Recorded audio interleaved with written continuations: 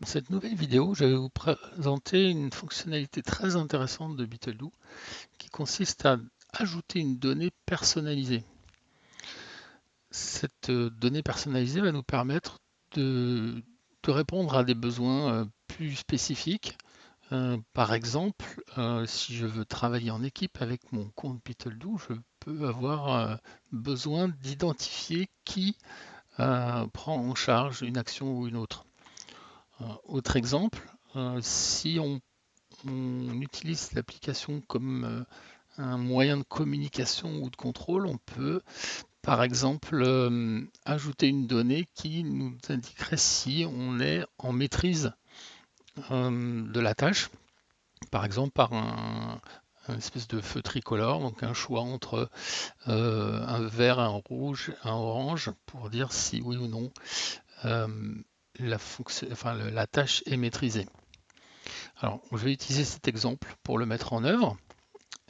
Pour cela, il nous faut aller dans la page des paramètres et vous avez ici un bouton gestion de liste. Nous allons lui donner un nom. Et si je considère que c'est vert, orange, rouge, je peux l'appeler VOR par exemple. Voilà. À partir de là, je vais créer les éléments de cette liste. Donc on a un premier élément par défaut qu'on va mettre en vert avec la couleur associée, tant qu'à faire. Voilà, on enregistre ce premier élément, on ajoute un deuxième élément orange, ici, qu'on va associer à la couleur orange, ça sera plus sympa et logique. Et puis le rouge, hop, qui vient s'ajouter ici, et hop, là.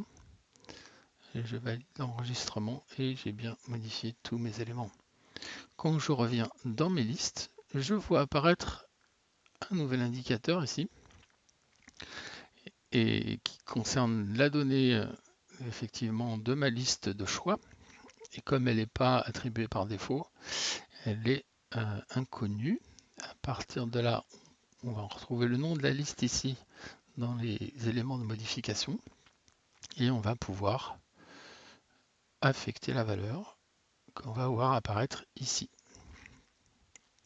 Voilà, et avec un petit encouragement au passage. Donc ce qui est intéressant aussi, c'est qu'on va pouvoir trier en fonction de ces informations. Et ça, on l'évoquera dans la vidéo sur le tri.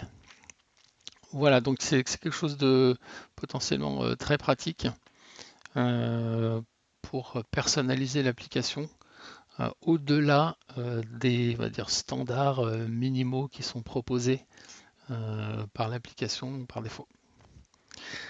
Et ben, je vous souhaite une bonne expérimentation de cette fonctionnalité et puis à bientôt pour d'autres fonctionnalités intéressantes.